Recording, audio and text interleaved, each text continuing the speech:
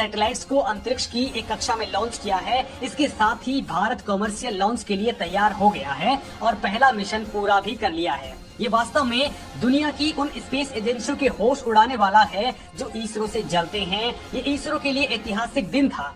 दोस्तों, इसके अलावा भारत चंद्रयान 3 की तैयारी कर रहा है और अगस्त महीने में इसकी लॉन्चिंग भी कर देगा। तो वहीं गगनयान को अंतिम रूप दिया जा रहा है, जो स्पेस टूरिज्म में भारत को सबसे आगे कर देने वाला मिशन है। दोस्तों, ये वास्तव में काफी बड़े मिशन हैं, जो हर देश के बूते की बात नहीं है और वो इसको अंजाम तक पहुंचा भी पाए। लेकिन दोस्तों, इसरो ने वो काम कर डाला है जिसे करने के लिए कोई भी स्पेस एजेंसी 100 बार सोचती है। इसरो ने एक ऐसा एक्सपेरिमेंट किया है जो भारत के अंतरिक्ष विज्ञान और सुरक्षा के लिए बेहद महत्वपूर्ण है, एकदम हॉलीवुड फिल्म ट्रांसफॉर्मर के रोबोट्स की तरह। इससे सिर्फ सैटेलाइट की लॉन्चिंग ही नहीं होगी, बल्कि आप इससे जासूसी या फिर हमला भी करवा सकते हैं या दुश्मन के सैटेलाइट्स को खड़े खड़े उड़ाया जा सकता है।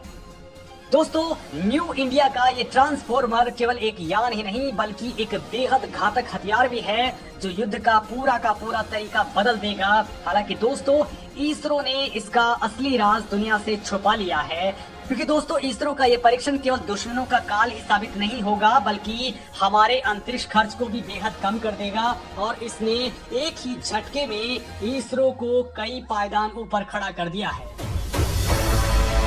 अंतरिक्ष की दुनिया में भारत को सुपर पावर बनाने वाली खबर, इसरो ने पूरा कर डाला वो मिशन जो भारत का था सपना।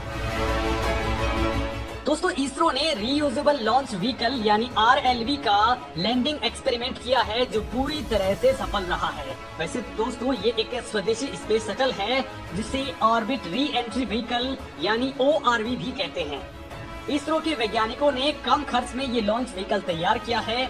लैंडिंग से पहले इसे एयरफोर्स के चिनूक हेलीकॉप्टर से जमीन से करीब 4 किलोमीटर तक ऊपर ले जाया गया, जहां इसे रिलीज किया गया।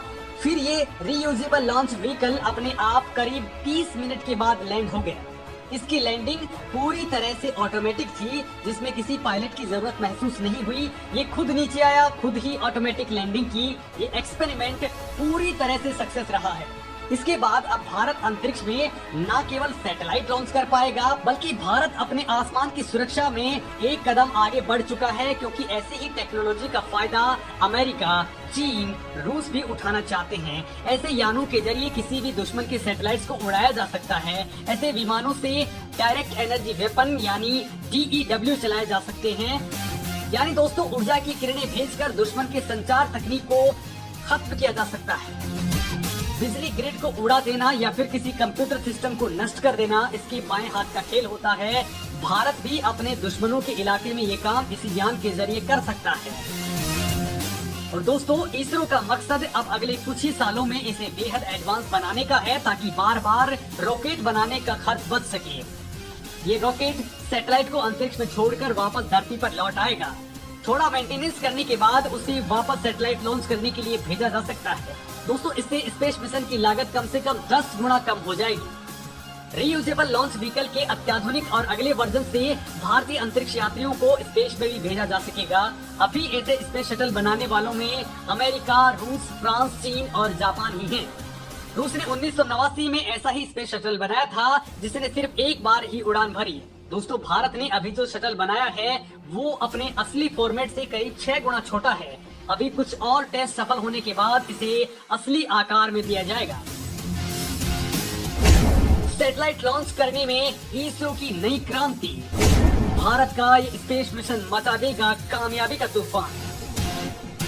दोस्तों, आने वाले वक्त में अंतरिक्ष में सैटेलाइट लॉन्च करने में नई क्रांति आ रही है। इसरो के द्वारा की गई इस RLV तकनीक की सफल लॉन्चिंग से कमर्शियल स्पेस मार्केट में भारत का दबदबा और बढ़ सकता है। बड़ी बात तो यह है दोस्तों कि आज की डेट में दुनिया के देश चीन और रूस से अपने लॉन्चिंग करवाने से पीछे हट रहे हैं। लिहाजा भारत इस मामले में तेजी से आगे बढ़ सकता है। तो वहीं दोस्तों, अमेरिका के पास भी भारत जैसा ही लॉन्च व्हीकल है जिसका नाम स्पेस शटल है। ये एक रोबोटिक स्पेसक्राफ्ट है जिसे रॉकेट की मदद से लॉन्च किया जाता है। इसरो ने भी अमेरिका की तरह ही लॉन्च व्हीकल को डिजाइन और लॉन्च किया है। दोस्तों, ये अंतरिक्ष में जाने का सस्ता मेड इन इंडिया रॉकेट है। एक ही लॉन्च व्हीकल का बार बार इस्तेमाल किया जा सकता है। इसे खर्च भी बचेगा और कम समय में ही स्पेस में मिशन को भेजा जा सकेगा और पूरे देश के लिए ये इसरो पर गर्व करने वाली कामयाबी है। दोस्तों, इससे पहले साल 2016 में रीयूजेबल लॉन्च व्हीकल की टेस्टिंग की गई थी। तब ये रॉकेट से ऊपर ले जाकर अंतरिक्ष में छोड़ा गया था। करीब 65 किलोमीटर तक इसे ले जाया गया। इसने दोस्तों एक हाइपरसोनिक उड़ान भरी थी। इसकी स्पीड आवाज की गति से 5 गुना से ज्यादा रही। इसके बाद 180 डिग्री पर घूमकर ये वापस आ गया। 6.5 मीटर लंबे इस स्पेसक्राफ्ट का वजन 1.75 टन है। बाद में इसे बंगाल की खाड़ी में उतार लिया गया। और दोस्तों, अब जो रीयूजेबल लॉन्च व्हीकल लैंड हुआ है उसमें इस स्पेसक्राफ्ट ने खुद नेविगेट किया है, खुद ही ग्लाइड किया और फिर इसे डिफेंस रनवे पर लैंड करा लिया गया। दोस्तों, इसका एयरफ्रेम इसरो ही डिजाइन किया है और बनाया है। ये पूरी तरह से स्वदेशी है। रीयूजेबल लॉन्च व्हीकल 2 स्टेज का स्पेसक्राफ्ट है। पहला रीयूजेबल पंखी वाला क्राफ्ट होता है जो ऑर्बिट में जाता है, जिसके नीचे एक रॉकेट लगा होता है जो इसे ऑर्बिट तक पहुंचाता है। एक बार ऑर्बिट में पहुंचने के बाद स्पेसक्राफ्ट अंतरिक्ष में सैटेलाइट लॉन्च करके वापस धरती पर आ जाता है। इसका उपयोग रक्षा संबंधी कार्यों में आसानी से किया जा सकता है।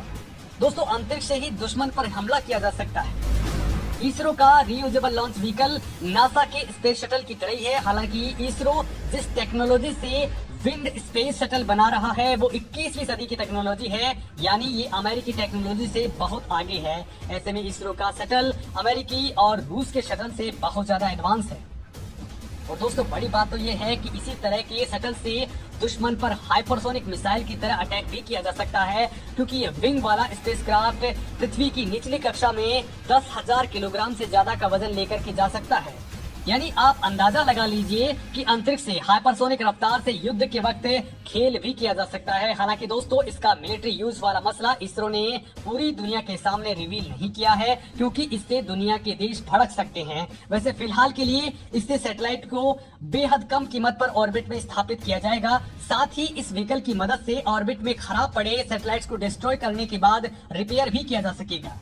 इसके अलावा जीरो ग्रेविटी में बायोलॉजी और फार्मा से जुड़े रिसर्च करना भी बेहद आसान हो जाएगा। दोस्तों, आप इसरो के इस नए एक्सपेरिमेंट के बारे में क्या कुछ कहना चाहते हैं, कमेंट लिख करके जरूर बताएं।